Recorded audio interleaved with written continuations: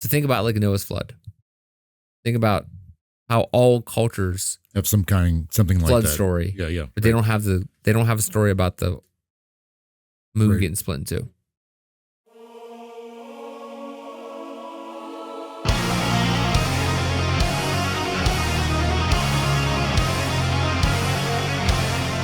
Hello, everybody. Welcome to another episode of the Mysterious Pals. My name is Chris, and I want to welcome Jordan. The Misfortune is here with me. How you doing, Jordan? Misfortunate, I guess. Does that rhyme? Jordan the Misfortune? Kind of.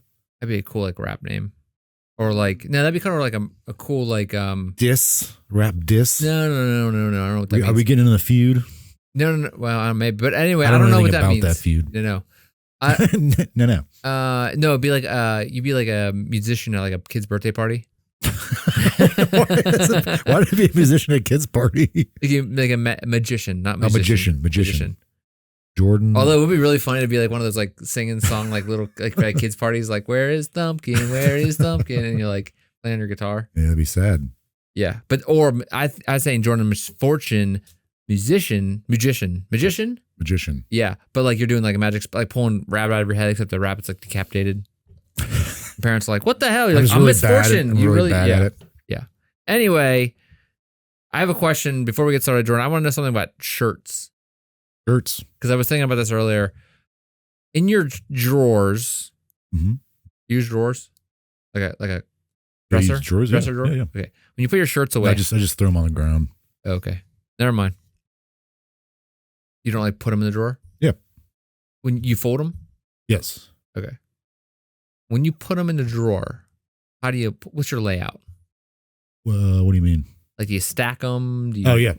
You stack them on top of each other? So I have, I could fit 2. Are they 3 folds or just 2 folds? I do 2 folds. Wait, I'm trying to think. 2 folds? Yeah. Like, so they're like longer but thinner? Yeah, okay. Yeah. So I've never done my own laundry. I don't know how to do it. My mom did it till I moved in with my current wife, and now she does it, and she hates it. Anyway, so wait, is this you being upset the way you fold your laundry and put away for you? Well, okay, so recently the laundry that you don't do. Yeah. So recently, I've been getting really upset because my t-shirts are always like wrinkled, like in the chest and belly region. You know what I'm saying? They're wrinkled in your belly region? Okay. Like they're just wrinkled. And so here's the thing though. I'd say the stuff they put in my dresser: socks, underwear, and I have pajama t-shirts that my shirts actually wear out. I hang up. So those are all hung up. So insane. Yeah. I don't care if my pajama shirts are wrinkled or not. Well, we got a problem here, buddy. What do you hang up in? So do you have a closet? I assume, right? Yeah. What's hung up in there? My work stuff. Okay. Work pants and dress shirts. Okay. I don't really. I mean, I used to hang up my shirts when I was in high school because I didn't like when they got shrunked, but now I like when stuff gets shrunked. I don't like shirts that are like stretched. So I don't like when they hang on there. They like hang. Do you dry them? I'll dry my pajama t-shirts. I dry everything.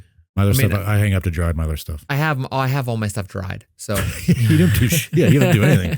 So I have my stuff dried and folded for me. It's delivered to me. I have to carry the basket up, which is annoying. But I tried to train her. Like so I do. So I did try to train your wife. I did just learn how to do laundry. No. But like we equally share stuff. Sure. Yeah. It's a common whatever, right? I'm not just one. I mean, I don't do laundry because I gotta let her do something for me. No, I just never learned. I'm afraid of it. Okay. I don't want to ruin something. Yeah. That's what I tell her. But anyway, it reminds me that was that King of Queens where he purposely does stuff bad. The wrong way. So he doesn't have to do I it. do that sometimes. I sometimes do that. Or make it really annoying for me to do, like ask lots of questions. And she's like, I'll just do it. Like ask like a ton of questions. Yeah. So Sucker. I do stuff. We equally do things, right? So laundry is just one of her things. Okay. So I clean. I'm very clean. I'm the cleaner. Okay. I'm insane. But Laundry, I don't care. I tried to train her on like what shirts go in what drawers. She doesn't like that. She got mad at me. So I said, okay, I'll do it. I'll put it away. Fine, whatever. I have 3 different sections besides work. I have work in the hanging, and then I have 3 different types of shirts. 3 different types of shirts? Yes. Like around the house shirts. Okay. Then like shirts I wear like shirts that are nicer, like t-shirts. And then I have just like regular t-shirts. Whatever. It's insane. I know. But so I started putting stuff like fold it in 3 folds and then put it down like so I could see what ones they have. Like you roll it out like a bunch of CDs or DVDs. Yeah, sure. And I think that's what my problem is. I like that. Yeah, but I think that's why everything got wrinkled because it would sit down. Okay. So I started laying them out 2 folds, which is only I got to refold everything because she won't do it for me. So then I 2-folded it and I'm testing it. I'm doing an experiment. You look so bad right now, man. I'm testing it to see if that's the problem. Okay. So I have a 2-fold drawer and then I have my standard drawer and then I have 3-fold, but everything's stacked. I'm going to see what gives me less sprinkles. Okay. What do you think? Probably 2-fold, right? Laying flat. It's 2-fold laying flat, but then I can't see what I have. That's what I hate. Yeah. But see, that's the thing. So those shirts I have in a drawer, I don't care. I usually, there's stuff in the bottom I never even wear because it's just like, I'll wear, my PJ t-shirts, but I'll only do like the top 4 or 5. Yeah. There's all those other ones underneath there that I'm sure they're probably like creased really bad. Yeah. But I'll use those if, for whatever. Yeah, clothes are a hell of a thing. Yeah, I also have like holes in some of my clothes that I don't, and she throws them away and I get mad at her. So like some of my boxes I really like that I don't want her to throw away that have holes in them, I put them in the pockets of my pants so when she washes them, they get washed. And she's like, I gotta hide them. It's like a cat and mouse game in my house. I keep it interesting. I keep it interesting. Yeah, you gotta keep it interesting in there. Keep on my toes. Yeah, keep them on her toes. Anyway, speaking of keeping on your toes, we're gonna hand into a different direction. We're gonna go a little back in time. Okay. But first, before we do that, I'm gonna start with this quote from a movie. And I want to see if you know what the movie is. You probably won't because it's kind of a weird movie. But Jupiter Rising or no, what? not Jupiter Ascending. Yeah, but this is so the person who is speaking this line, who plays this character in the movie, is quite well-known national treasure, if you will, a national treasure to once you find out, be like, oh yeah, definitely. So anyway, here I'm going to say the quote. Mm-hmm. And then I'm going to see if you know what it is. Because I thought it was silly and thought it was dumb. Okay. So, the kind of person I am. Silly, dumb, don't know how to do laundry. Just a worst person. So here's what it says. It says, cities fall, but they are rebuilt. And heroes die, but they are remembered. We honor them with every brick we lay and every field we sow. With every child we comfort and then teach to rejoice in what we have been re-given. Our planet, our home. So now let us begin. I feel like I might have heard this before. You may have. It's a weird movie. I think it was early 2000s. Can you give me a hint? Well, the actor is Morgan Freeman. Oh. National Treasure. And a National Treasure, not the movie National Treasure. Yeah. A National Treasure. One of the greatest voices in the world. Sorry, did I do the line again? If you could. Cities fall, but they are rebuilt, and heroes die, but they are remembered. We honor them with every brick we lay, with every field we sow, with every child we comfort, and then teach to rejoice in what we have been re-given, our planet, our home. So now let us begin. This movie was in 1998, actually. Is this a weird movie? Not weird, but the movie where he's a principal? No. Okay. He is the president, though. Oh, is this aren't there it's like a series of movies where no. Just one. 2 of them came out like competing movies this time. Oh, it's we've talked about this movie. It's on Armageddon, Deep Impact. Yes. Yeah. Wow. Holy crap. Yes, it is Deep. It's President Beck from Deep Impact, Morgan Freeman, 1998. So that also leads me to my next question. If you knew a meteor was heading towards Earth, let's say you find out tomorrow meteor's heading towards Earth. We get 3 months. It's known to be hitting in the ocean, just like in Deep Impact. What would you do? Like, We'll survive. Well, we'll survive. We'll survive because it's going to hit the ocean. Water's going to get real. It's going to mess up the oceans maybe a little bit, but it's going to hit the ocean, just like in Deep Impact, hit the ocean. But it killed a bunch of people. Well, we might be farther than Finland and we'd be fine. Well, you have 3 months. You can go to the middle of the country and be fine. Yeah. If we're not already in the middle of the country. Yeah. We're guessing what would I do? What would you do? Would you be like, it's cool, 3 months, whatever? Oh, man. There's a movie on Netflix. It's Leo's in it. It's called Don't Look Up. Yeah, yeah. And it was kind of like going off this premise, like people don't believe it. I never actually watched it. I saw the commercial and I was like, that's cool. Or the preview. But what would you do? Would you just hang out and be like, it'd be fine. Figure it out. Shoot some nukes at it. It'll be all right. We'll figure it out. Would you freak out? Would you just run to the center of the country where everybody probably will be going anyway? That's the thing. Like, where would I go? Like, or would you just stick out here in the place we're in and just like lives like on the other? But you'd be like, walking through the empty streets and be like, I'm the king of the world. Take over a whole office building. That'd be pretty cool.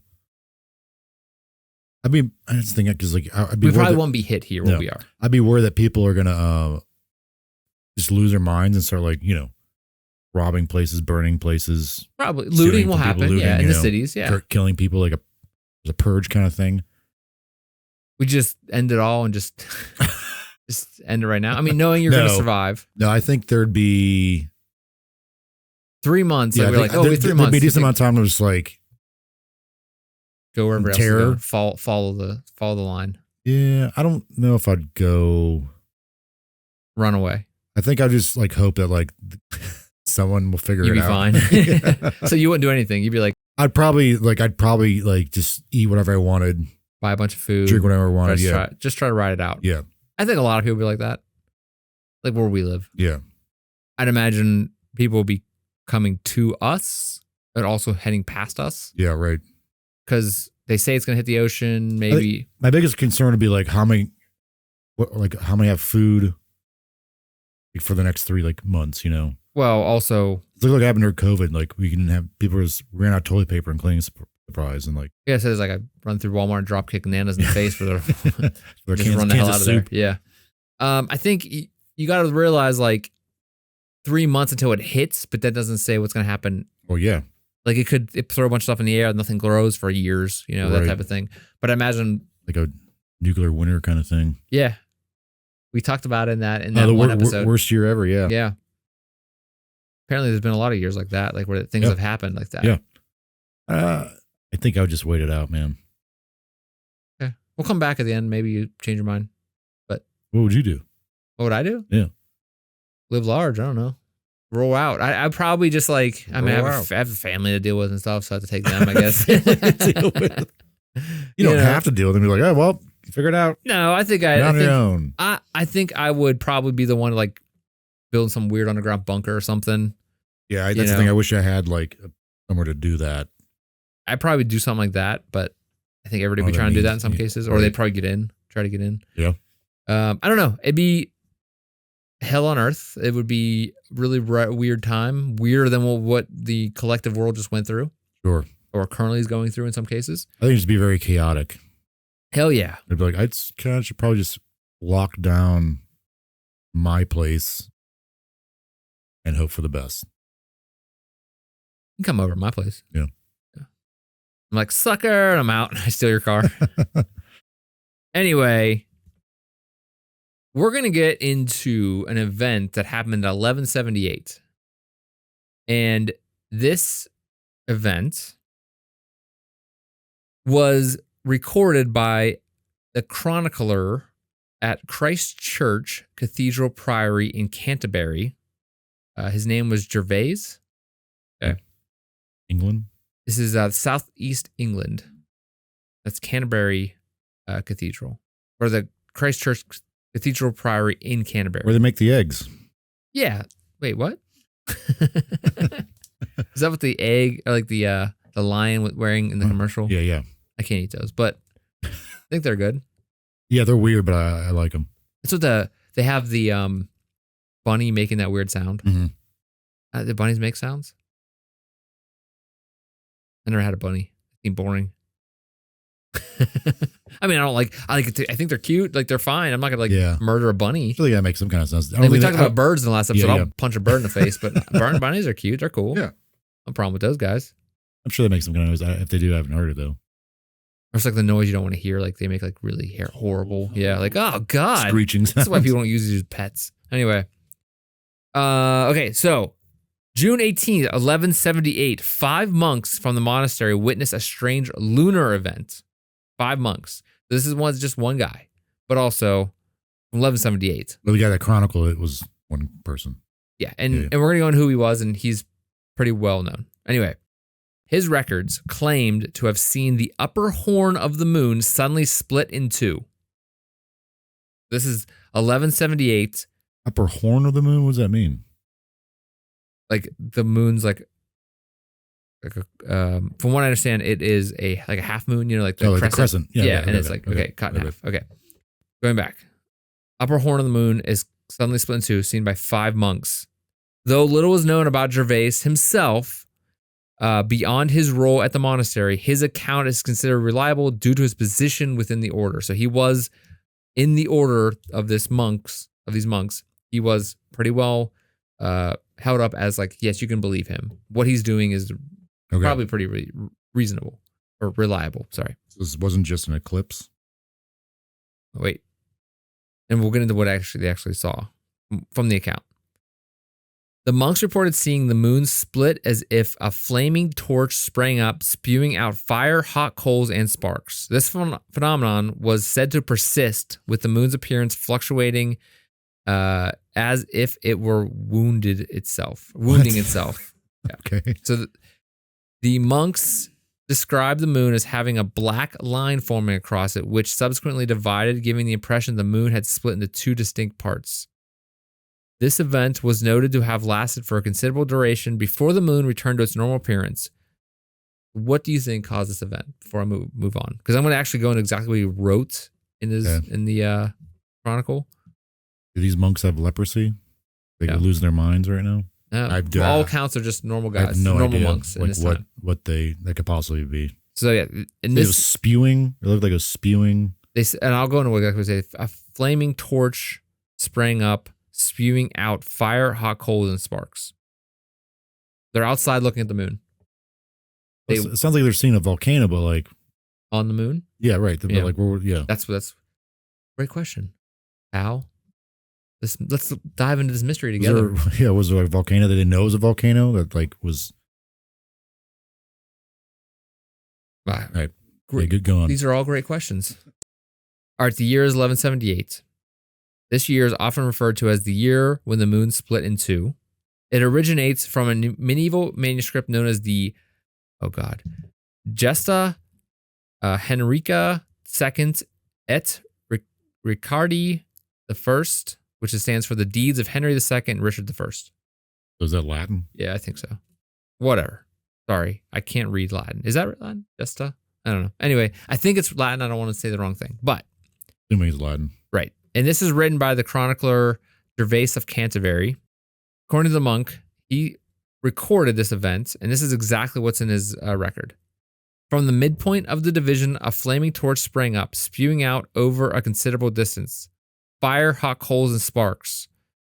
He added that the moon writhed as if it were in anxiety, and that it throbbed like a wounded snake. This phenomenon recurred another dozen times or more, as reported by Gervase in his chronicle. After all this, the celestial body turned blackish. That's all quotes from his book, or from the chronicle. The Canterbury records do not provide further details or interpretations of this event. So it wasn't recorded that these manuscripts didn't have any interpretations by this wasn't said, these are interpretations. This is what we are interpreting happening. So they didn't speculate on what happened. They just wrote exactly what they saw, and that was it. Okay. They didn't say what they thought it was or what caused it. They just said what they saw. This singular account has puzzled astronomers and scientists, leading to several theories about the cause. So this has actually been researched for years, and there's some really good research. 2 very clear, very prominent ones that were recent. It recently happened. Recently, research. Recently came out with the research. So 70s was one in the 1970s, and there was another one 2010, I think it was. Gotcha. The guy was that guy's wrong. But anyway. So we're going to go to the historical context of this event and the monks and things like that. During this time, the monks, including Gervase, lived through a tumultuous period. Thomas Becket, the Archbishop of Canterbury, and a noted advisory of King Henry II, was martyred in Christ Church just 8 years before the lunar event. Gervase, who witnessed the chronicled Becket's assassination, was known for meticulously recording significant events of the time.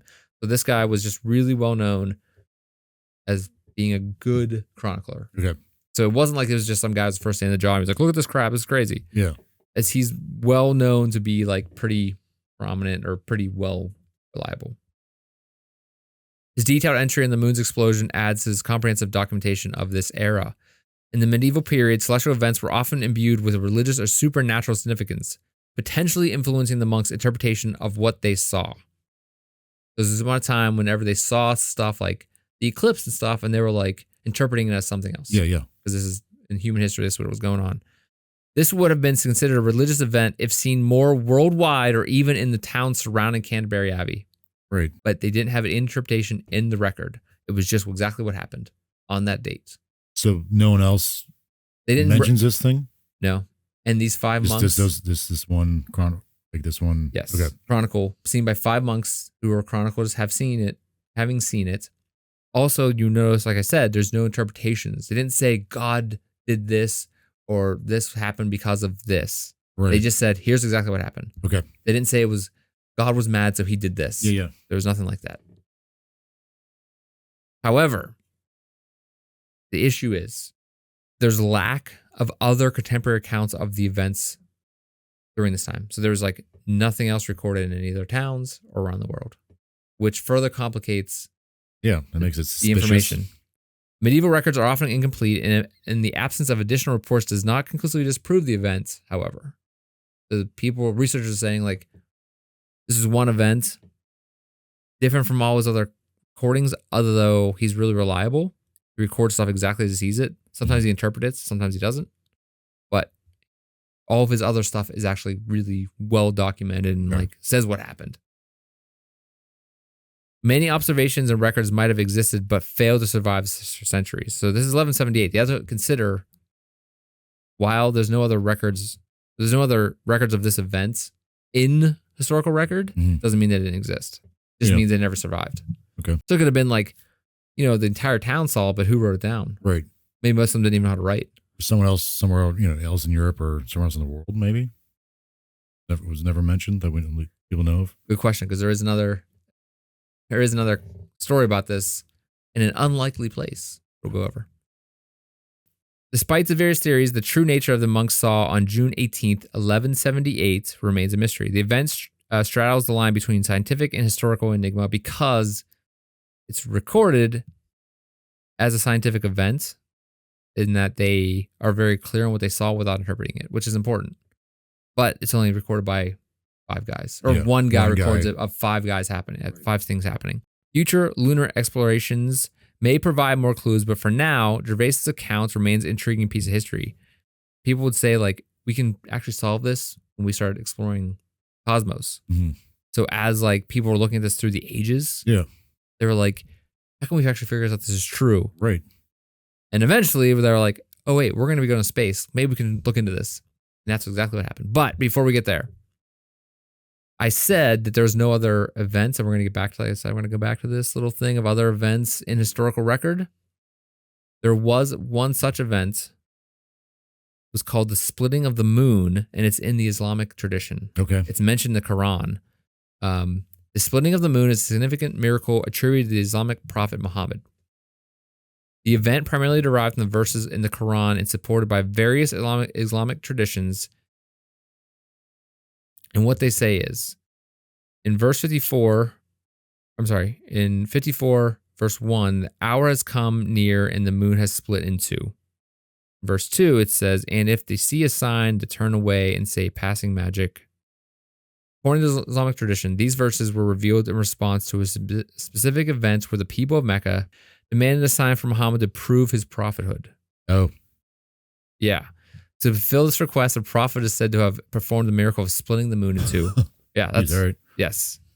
So, although there's a lot of similarities of like the two events. You're like, oh, that sounds like they're the exact same thing. Right. Yeah. Like one of the other times it's ever mentioned. Right. But you notice what year the first part happened. 1178. Yeah. So this would have been what? So the Islamic miracle splitting of the moon is traditionally dated to the early 7th century. I was going to say 600s. All right. Yeah. Cool. Okay. During the lifetime of Prophet Muhammad, specifically around 615 CE. Okay. The 1178 event obviously happened in 1178, 500 years later. Yeah. So unless these guys were reporting something, unless the monks from Canterbury were reporting something from the Quran as happening to them also, like retelling of that, which seems a little iffy. Yeah, that'd be kind of weird. Yeah. For them to do that. Especially just not like... Considering Crusades are going on at this time, they're going to be like, I don't think they have to look at them very favorably. The Islamic miracle described the moon splitting in two as a sign of Muhammad's prophethood, as explained, but with no detailed descriptions of the moon's behavior during the split. So he doesn't really go into like in that the Quran. They don't really talk about the actual. Yeah, this guy's just reporting it as he sees it. Doesn't offer any like. Well, the one in the Quran. No, I'm saying the other guy. Yeah. He actually goes into like details of the sparks and everything. Yeah. And like there's actually like physical things they're seeing. Right, but he's not actually saying, I think it was this, or he's not interpreting it. Right. But in the Quran, they do interpret it as Prophet Muhammad in his showing him a miracle or proof. What do you think's going on?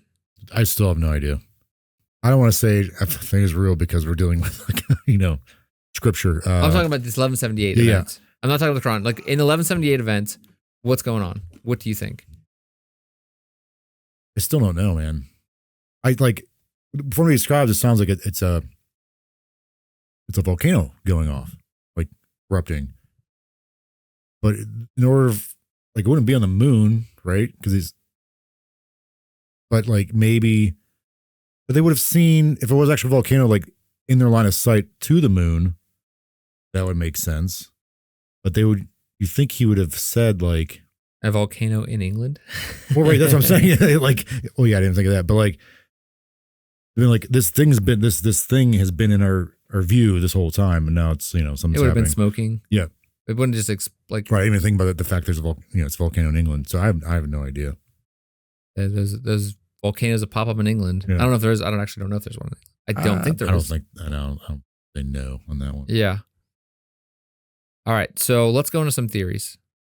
All right. So we're into the theories of what was going on. There's a bunch of them, and I'm just gonna give them to you straight. I'm not gonna really. Yeah. And these are any of these ghosts or alien related? I don't think so. All right. Maybe I can't remember. We'll just pause on that. But I'm saying this again, just to be clear. We're talking about the event in Scripture. We're talking about it in 1178 Chronicle from Gervase. That's specifically what we're seeing. So these are the only two instances where anything like this is ever mentioned from what you history? Found? Yeah, from what you found. From what I found. Okay. Because the research that I was reading was very weird.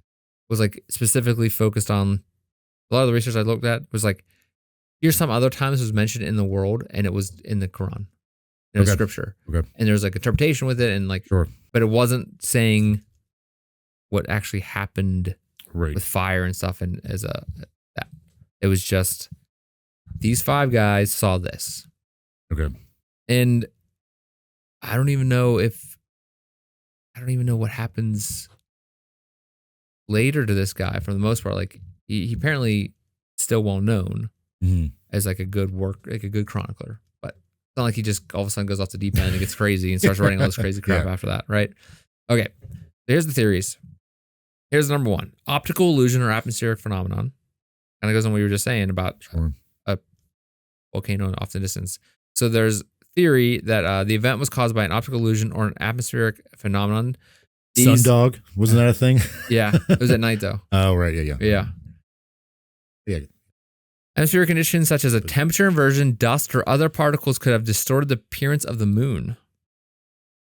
Okay. Similar optical illusions are known to cause celestial objects to appear distorted. I've never seen anything like that, right? I don't know. How often you look at the moon? Oh, it's out there sometimes. I can see it. I'm is there a volcano up there? Is it a volcano? Yeah. So, however, obviously, these descriptions provided by the monks seem to be specific in that they're too specific for this typical optical illusion. So, like, Okay, yeah. there would have been details that like pointed out, like, oh, that's optical illusion. Okay, they're very specific on fiery spewing and stuff. So again, this was, you said 1178. Correct. I just want to see. Come back on a previous episode we did. The worst year ever.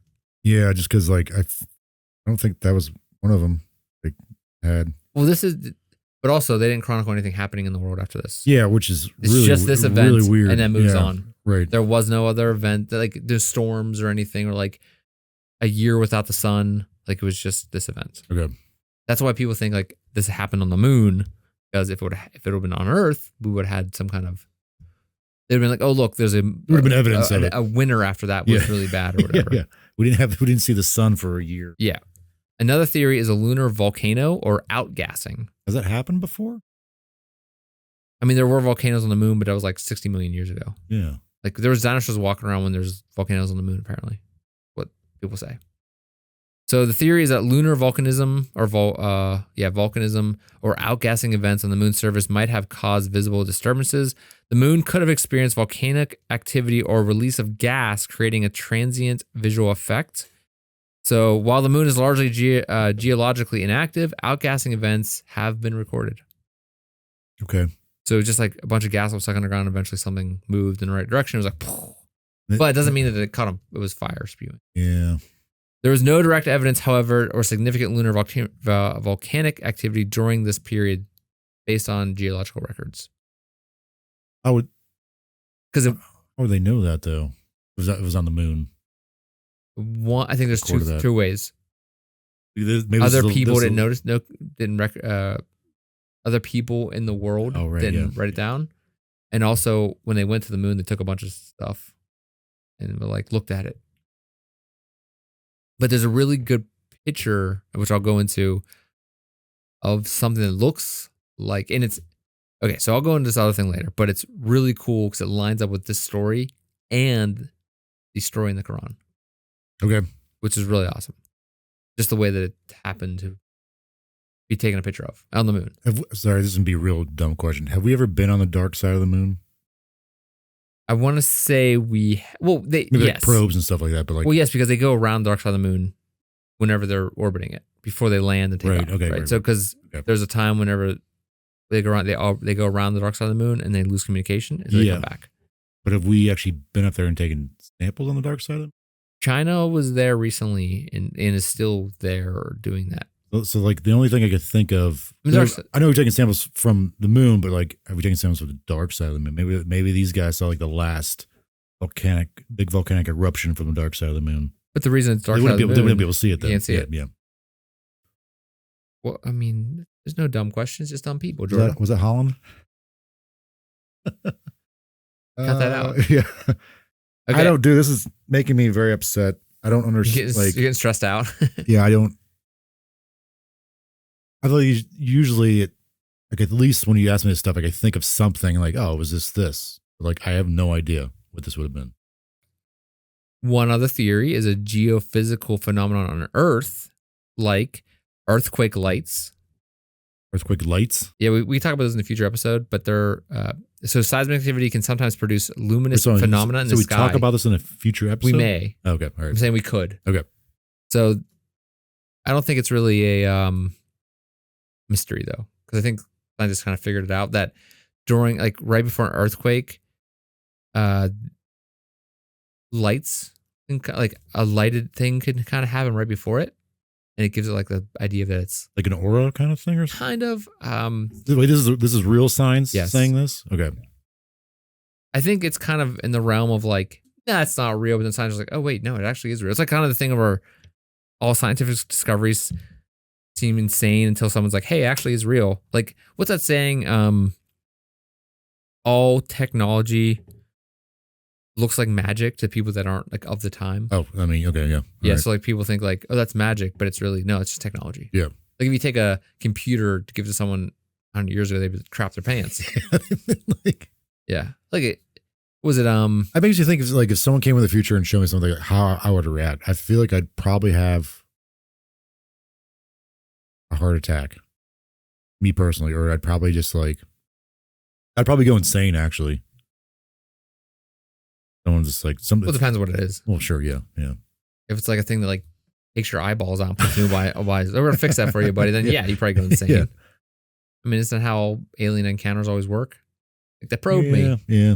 Why they story gotta probe you in the butt? I don't get that. Why? What's all that about? Like why? I mean, you gotta find one way in, right? But why even need to probe? Well, I guess you say why they're probing because they want to understand the human anatomy, but I don't know. It's also maybe. I mean, they're not gonna say, "Hey, they probed my ear." They just looked in there. Can't you just take a DNA sample? Like, can I just spit in something and you guys can figure this out? Yeah. Next time you go up there, ask about that. Next time I go up there. Yeah.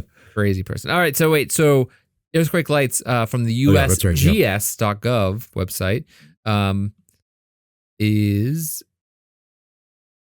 earthquake light, also known as earthquake lighting or earthquake flash, is a luminous optical phenomenon that appears heat lightning in the sky at a near areas of tectonic stress, seismic activity, or volcanic eruptions.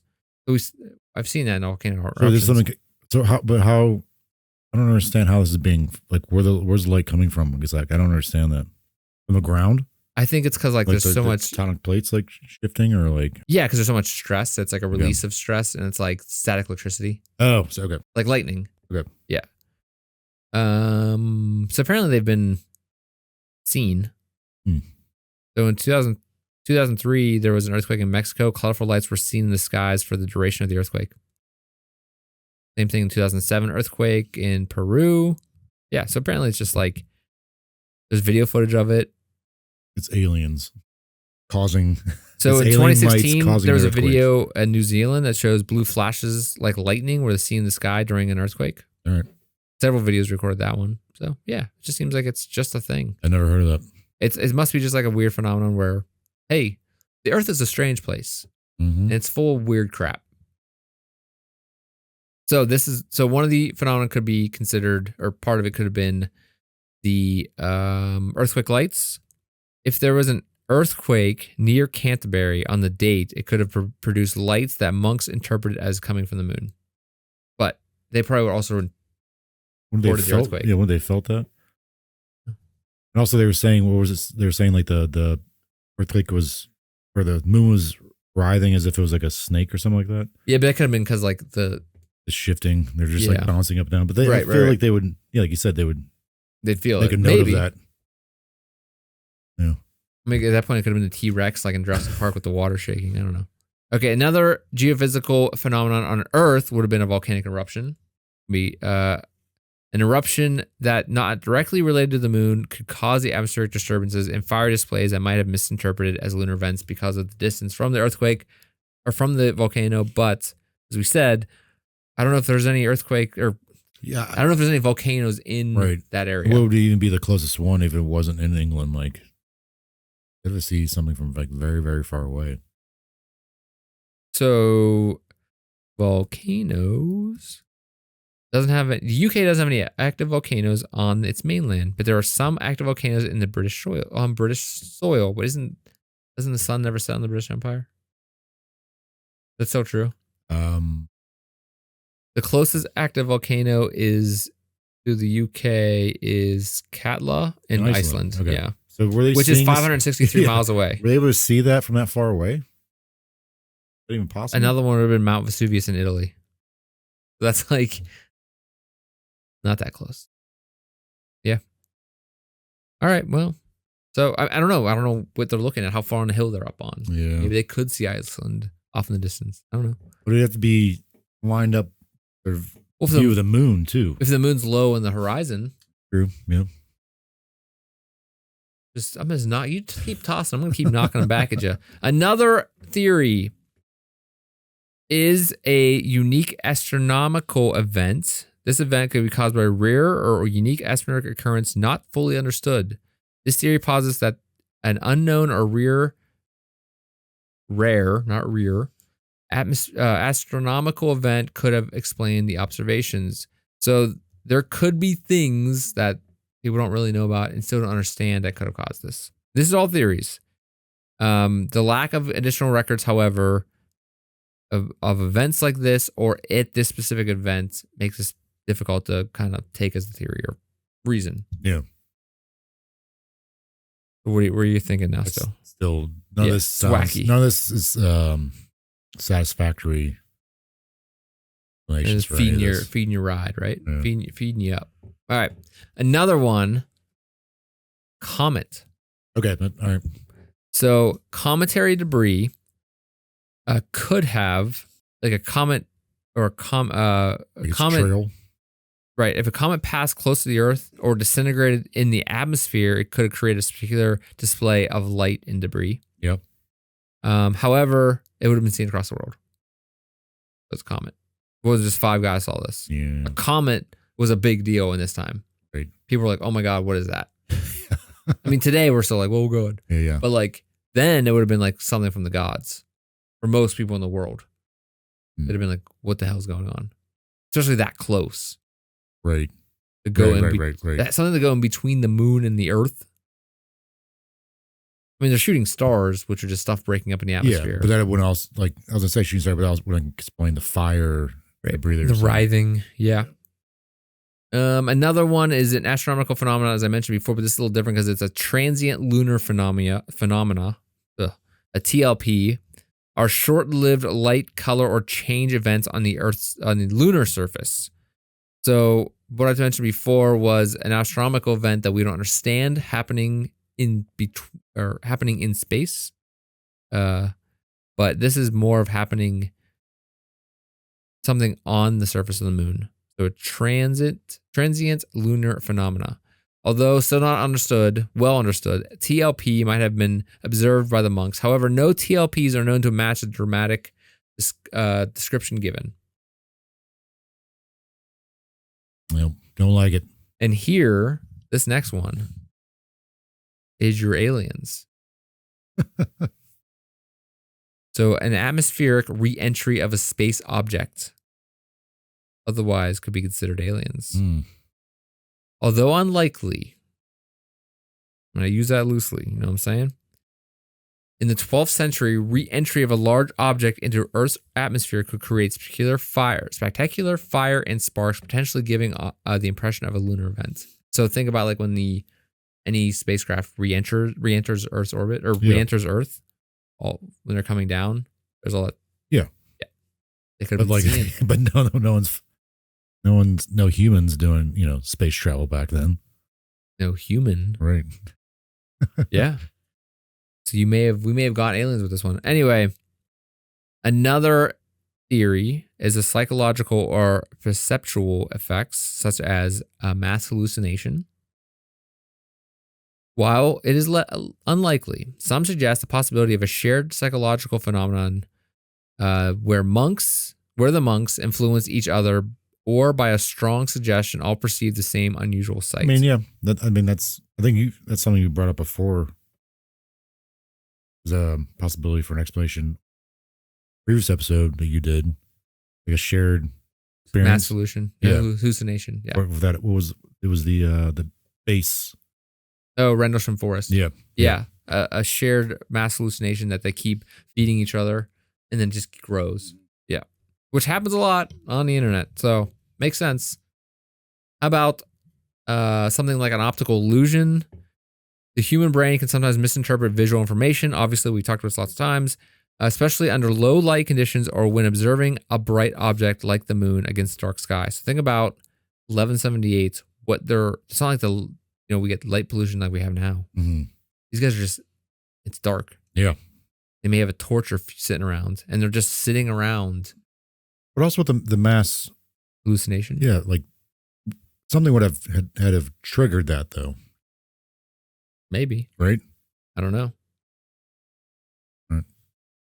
It doesn't have to necessarily be like a trigger event. It could have been like a shooting star and then right. Remember how big it was? Oh, it's huge. Yeah. They see something initially would have like started that whole like thing. Yeah, I got you. I'm picking up what you're putting down. How about cultural and symbolic interpretations? We mentioned this before, but again, I don't know how much really, because as researchers have mentioned he doesn't really Right, he go doesn't- into that. yeah. But anyway, we're just using it as a theory. So some type of interpretation of like religious or apocalyptic. Is that how you say it? Apocalyptic? Apocalyptic? Okay, something like an apocalyptic event or religious events. So in the medieval period, unusual astronomical events were often seen as omens or divine signs. Yep. The monks might have been interpreted as interpreting a natural phenomenon with religious or symbolic framework, describing its dramatic terms to fit their worldview. But have we seen other events like this? It probably would have written down by multiple cultures. Yeah, right. Yeah. Another theory, and we got 3 more. 2 of them are the big ones. This is the last small one. Coincidental alignment of multiple factors. So something like a combination of events that occurred simultaneously, such as a meteor shower during an atmospheric disturbance, creating unusual memorable sights. Okay. So it was like a one-in-a-lifetime type of vision. We were just looking at the right area, at the right time. But if you're monks in this time, what are you doing every night anyway? You're probably just looking at the sky anyway. Well, a lot of like, how do they figure out how the stars and crap move? Right? Someone just stood and looked at the sky a lot and wrote things down. Yeah. And eventually over time, they got a lot of data, they were able to figure it out. So it could have been a combination of things coming together. Yeah, sure. And like even like the angle that they were at is always interesting. Like, some of this research was interesting because it's like they were at the exact right angle for this exact thing at the exact same time. This other thing was happening, and it just so happened they hit it. Right. Like it's aligned perfectly. Yep. Like even it's definitely possible. We should explain why they're the only ones who recorded something like this. And we're gonna go into like the last one is gonna talk about this kind of right directional type of thing. So we're gonna do 2 big ones. The Giordano Bruno crater formation. So this I think is Giordano. Giordano.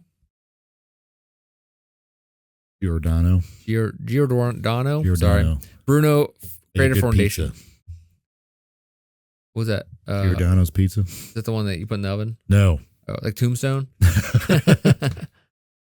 Wait, yeah. There's that one frozen pizza, but I mean, Giordano is a pizza chain in Chicagoland. Chicagoland. Okay. So this crater, I'm going to show you a picture of it. I want you to see these lines right here. See these lines right here? Jabba. Yeah, see that line right there? So, okay, Jack B. Hartung, 1976. So he was a geologist. Hartung? Jack B. Hartung proposed that the monks had witnessed a massive meteor impact on the moon. Oh, imagine seeing something like that. Yeah. That'd be wild. He suggested that this impact caused molten matter to rise and extrude onto the surface, leaving a visible mark. Hartung identified the Giordano Bruno crater as a likely result of this event. The crater is relatively young, evidenced by distinct rays of dust or ejecta radiating from it, a characteristic of recent impacts. And I'll put a picture up on the screen because this kind of crater does have looks like something hit it and like stuff spewed out from the center of it. And it's interesting because when you look at it, and when they took the pictures from the Apollo 11 mission and when they found this, they also went back to the Quran and said that's where Muhammad broke it apart. That's the scar of it. Okay. So that's kind of interesting how people saw this and was like, oh my God, it looks so much like the stories. Yeah. And this is like the spaceship actually seeing it, so much longer, so much later. But again, those events were 600 years apart. Right. Yeah. Right. Something happened up there. Right. Something happened. At some point. And so yeah. This led to the hypothesis that the crater may have formed in the 12th century based on Jack's research. So a photo from the Apollo 11 mission, which was 1969, shows the crater with the ejecta rays, supporting the idea of a recent formation. However, the hypothesis faced significant challenges. In 2001, Paul Withers, he was a graduate student at the University of Arizona. He also looked at this event. He said, such an impact would have caused a week-long blizzard-like meteor shower on Earth, resulting in a spectacular display of 50,000 meteors per hour. I was going to say that they would come to Earth and like that would have definitely been recorded. Right? Old man Withers is on something there. A 1 to 3 kilometer wide or half mile to 5 mile wide meteor blasted the crater in the northeast limb of the moon. Withers noted that such an impact on Earth would be civilization threatening, causing regional devastation to global climate catastrophe. So it is important to know that if such an event happened on the moon less than a millennium ago, the impact would have launched 10 million tons of ejecta into the Earth's atmosphere in the following week, previous studies have shown, Withers said. In the article, Withers reports his calculations on the properties of past meteor storms. This is a quote, I calculate that this would cause a week-long meteor shower, potentially comparable to the peak of the 1966 Leonids storm. So, apparently 1966, pretty significant meteor shower on Earth that we can see. All right. Leonids meteor shower, something I think happens every year. 10 million tons of rock showered the entire Earth as pieces of ejecta, about a centimeter across or an inch size, for a week is equivalent to 50,000 meteors per hour. And he goes on to say, and they would be very bright, very easy to see at a magnitude of 1 or magnitude 2. It would have been spectacular sights to see. Everyone in the world would have seen this because it would have been the best fireworks in history. Yeah. This event would have been widely observed and recorded in various cultures, yet no historical records from Europe, China, Arabia, Japan, or Korea mention such a shower. And I think they mention others. So that's how they know when this stuff happens. Right. So think about like Noah's flood. Think about how all cultures have something like flood that. story. Yeah. But they don't have a story about the moon getting split in two. That's a cataclysmic event, flood. Right. And this would have been too if something that big had slammed into something like that actually happened, yeah. Yeah. So that was the kind of the theory that everybody kind of went with until 2001. How did everyone go with that? Since like it wasn't like no one else recorded that. I don't know, that's weird. Every other instance. That was like the kind of most popular theory about this. But I think other geologists. I think it's the coolest one. Yeah. So Paul Withers, his 2001 article again, where he refutes the Jack Hartong one. So Paul Withers, he was a student at the time. He says the monks, his theory is the monks saw a meteor entering Earth's atmosphere at the precise angle, making it appear as if it exploded near or in front of the moon. So the right, like we said before, right angle, right height. Right, which explain why they're the ones who right exact time. This. Yeah. Withers proposed an alternative explanation. The monks saw the meteor entering Earth's atmosphere at it bursting into flames directly in front of the moon. So it was just, again, like we just said, they were standing there right in front of them. It happened. Like direct line of sight, which was between them and the moon. So it's kind of three things lined up perfectly. A meteor burning up in Earth's atmosphere could produce bright fiery display seemingly originating from the moon. The meteor would have appeared to the observers as if it was causing the moon to convulse or emit fire, coals, and sparks. This alignment would explain why only 5 monks reported this event. This is like, sure. Yeah. Makes sense when you think about it. Like, oh yeah, like if you look at straight on, you see this thing coming and breaking up in the atmosphere, it would cause all the same stuff they're saying, and it would split the moon in two. Right. However, the precise alignment, needing to see this, in that they're right height, right angle, and like right time of day, like perfect alignment, depending how high the moon was above the sky or horizon. It makes it very unlikely because it'd be like a 1 in a trillion. Like people have calculated like insane ratios of this, whatever, insane chances of this happening. But still likely. But it still could have happened. That's what I'm trying to say. It's so far out there, but So far, they're in terms of like the likelihood of happening, but it still could have happened. Right. And that's what he says. I think that, and this is another quote, I think they happened to be at the right place at the right time to look up in the sky and see a meteor that was directly in front of the moon coming straight at them, he says. The idea was strongly suggested by others in a 1977 paper, which was after the Jack paper, the Hartung paper. Pretty spectacular meteor shower that burst into flames in the Earth's atmosphere, fizzling, bubbling, and sputtering. If you were in the right 1 to 2 kilometer patch of Earth's surface, you get the perfect geometry, he said. Just perfect geometry that this happened. And also, not to get mentioned, had to be the perfect size meteor. Yeah. Like, if it was a little smaller or bigger, it wouldn't have had the same effect. Or maybe it blocked out the moon completely. So we weren't talking about the moon split into two. We're talking about no moon. Yeah. Right. And maybe that wouldn't have been more significant. They could be like, oh, it's a cloud. Yeah. If it didn't split at all and just blocked it out, it wouldn't seem as all like interesting.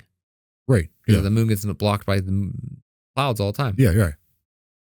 There's no mention of a meteor either. Like, well, they might not even know what a meteor is. Well, yeah, but you think this other people saw something like that too, though. Not they might have seen the meteor, not obviously the angle these guys have seen it. Right. The case, but like that would have been documented too. Like this ball falling from the sky. Yeah, I think it's fiery ball. It's a perfect. It basically is like again, like I said, like a 1 in a billion chance of seeing it. This right exact thing in the right size. Mm-hmm. Okay, here's some kind of criticism though, by a guy named Javier Yanes. Withers outlined another even greater problem, however, which is that on June 18th, 1178, the crescent moon was not visible from Canterbury. Oh. The astronomer suggested that perhaps the date was incorrect. So then this other guy says, like, maybe that wasn't the right date, but this could have happened. All right, so now we're going to go into some. Let's just like wrap this all up. All theories remain unproven, and the true nature of what happened and what the monks saw continues to be debated. It is possible that the event was a natural astronomical phenomenon, such as a meteor observed under unique conditions. Alternatively, the monks might have experienced a mystical vision, with their descriptions influenced by the symbolic imagery of the era. That's also something that they didn't really go into, or that's not one of the theories, but like that's definitely they possible. They could have though. said it, yeah. Gervase account focuses on the factual details provided by the monks without delving into the interpretations or speculations about the event's significance, which is an important role because that's why people think it happened. Yeah. But maybe this event happened around the world. It just was interpreted in religious sense or some other interpretations. Right. And it was recorded as the interpretation rather than the actual event. In 2002, the historian of astronomer Peter Knockolds went further by suggesting that the Gervase story could be a complete fantasy. Peter Knuckles is his name? Knockolds. Oh, N-O. Here. No. Yeah. Knuckles. The monk, Peter argued, had the habit of associating strange celestial apparitions to the Christian victories in the Crusades. The vision of a half moon breaking in two could merely be a propagandistic symbol about the triumph of the Crusaders against Islam. So here goes back to like, right. But this guy's supposed to be like a reliable. But maybe he snuck that in there as an interpretation that he's saying was real because that was something he wanted to put in his propaganda. And that future peoples may understand or not understand. Maybe people 100 years from then understood it as that, but we understand it as something different. Mm. So, what do you think? That's disappointing. That's all it was. Well, but it's probably more likely. I mean, what's more likely? Well, yeah, obviously that's more likely. Was it like a propaganda kind of thing? But was there a great? Also, weren't very successful at all during the Crusades. Maybe, and that's what I'm saying. The maybe first one. Maybe that's it. Okay, so the Paul Withers article was on NASA.gov. Okay. So that it's not like it's some hokey thing that people don't really believe. But so his research was pretty well documented, and that someone like that on a website like NASA.gov talking about this event, right, pretty significant. Sure. And that people take it seriously. I'm trying to find that picture. There's a really good picture of that. I want to get your live reaction here. I have no idea what after like that last thing, I think it is probably some kind of propaganda. Like they just saw a meteor and like, oh, this could be a good opportunity to be like, hey, To fit that in there. yeah. Especially the fact that the moon was a crescent moon that night, but then didn't they find out that there was an actual crescent moon that night? Is that what you're saying? Yeah, there was research that's like if you go back and do like the cycles of the moon, you're like, oh, that really wasn't a crescent moon that night, but maybe it wasn't. Maybe it was like the real small one. Right.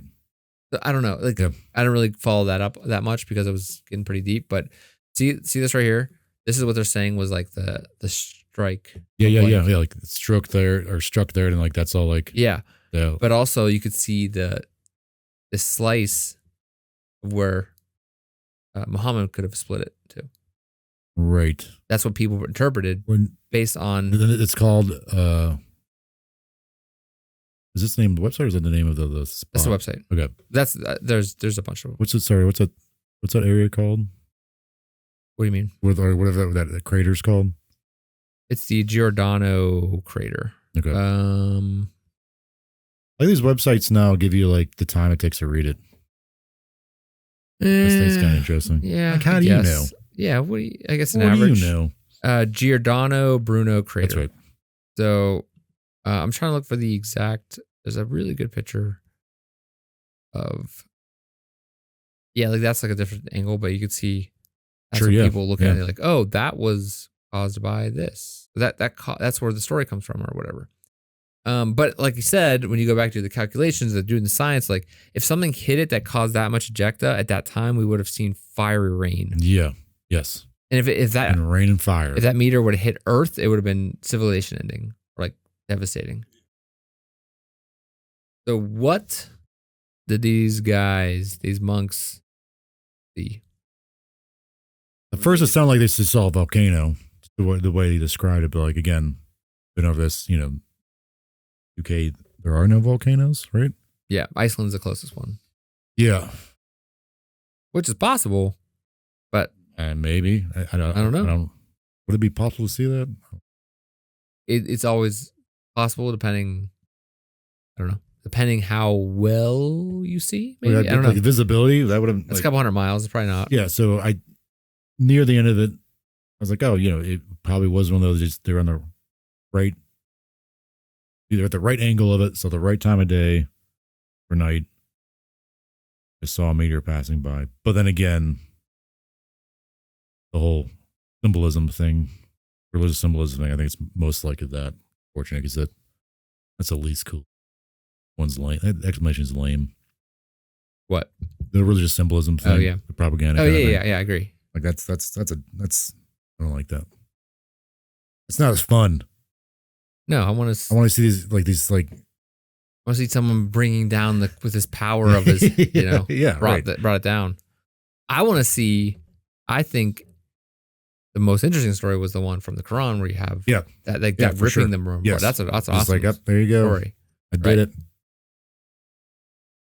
Awesome. It was the imagery was awesome. Yes. Yeah. So what else? What do you think? What do you think can happen? You had to say meteor to your head, like meteor's gonna come hit you in the brain. Meteor to your head. Yeah. What do you think these guys saw? I think they just saw a meteor, then saw that as a way to kind of push their own religious rhetoric or symbolism. Even though there was no symbolism in the parent symbolism, there was no parent interpretation. Well, they're saying the moon was crescent, and the crescent moon's kind of right. When you look at it from that lens, yeah, during the Crusades, right. Well, crescent versus the cross kind of thing. Crossers. I wouldn't put the past. I don't know these monks. I never heard of these guys, but I wouldn't put. I don't know these guys. I don't know these guys, but I wouldn't put them past them, like putting that kind of symbolism into something they did actually see. I'm like, hey, we could kind of spin this our way in our favor. What's going on with the Crusades? I mean, I guess the research is out there. I could probably go back and look. But like, was this guy known to do that? That's what I'm saying. Like, could you go back and look through his other writings and be like, oh, there's other propaganda in there? Which I'm sure there is in some ways, but like, I'm guessing to even come up with that theory, you had to like look through his past writings. Which they did say he did. Okay. He put, let me see what his exact words were. Yeah, so 2002, the historian of astronomy Peter Knockolds went further by suggesting that the Gervase story could be complete fantasy. The monk, he argued, had the habit of associating strange celestial apparitions with Christian victories in the Crusades. But this is a very specific thing of like, this is what we saw. That's it. Mm-hmm. It wasn't like, and the winners win or whatever. Like, yeah. I'm wondering if it's almost like he was like crescent moon is writhing in pain, meaning like something bad or significant is going to happen to like the Muslims during the Crusades. There's a fire, so you know. He also says like the most likely thing from the midpoint, the least cool thing of all these possibilities. So it says from the midpoint of the division of a flaming torch sprang up, spewing out over a considerable distance, the fire, hot coals, and sparks. The moon writhed as if it was in anxiety, in that it throbbed like a wounded snake. Wounded snake? All right. The phenomenon occurred another dozen times or more, the witnesses reported. After all this, the celestial body turned blackish. That's right. I forgot about that part. It turned blackish. That's weird.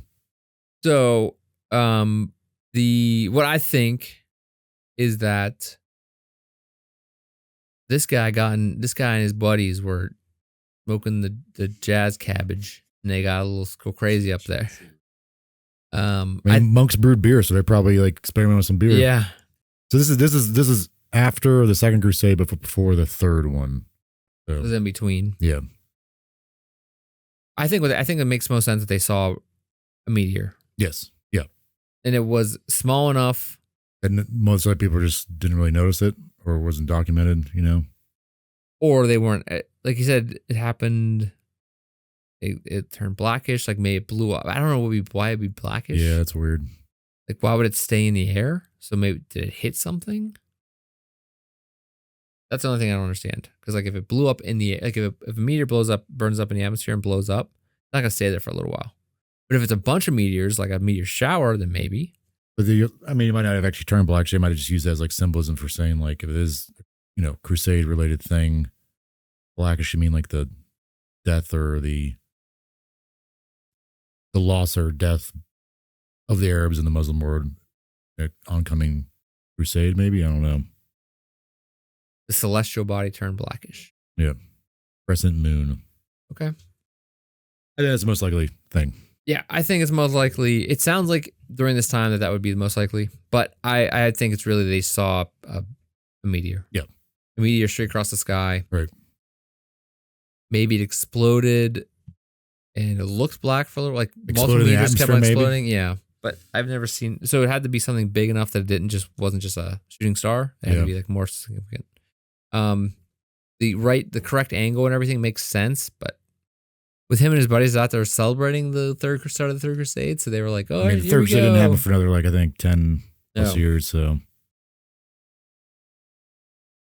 okay, well, I think it was definitely on a lot of people's minds, though, for sure. Well, I think people in the church. I think it could be.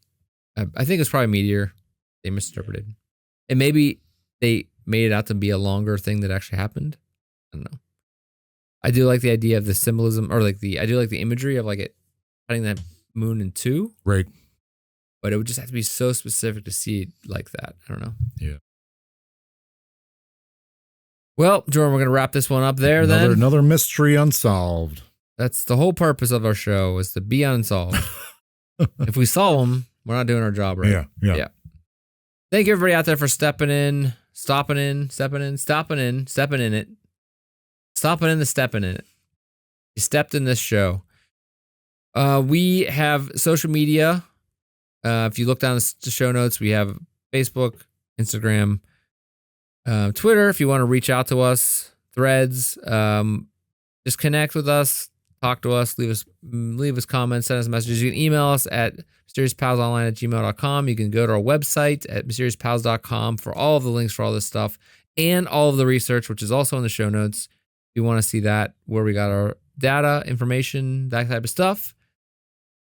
And please stay tuned next week for another episode. You can always subscribe or follow us on any podcast platform or YouTube's podcast thing, the audio thing they have now instead of Google Music or whatever they're doing over there. Yeah. Those silly little guys. Let us know also if you've ever been abducted by an alien. That'd be interesting to hear. Love to hear it.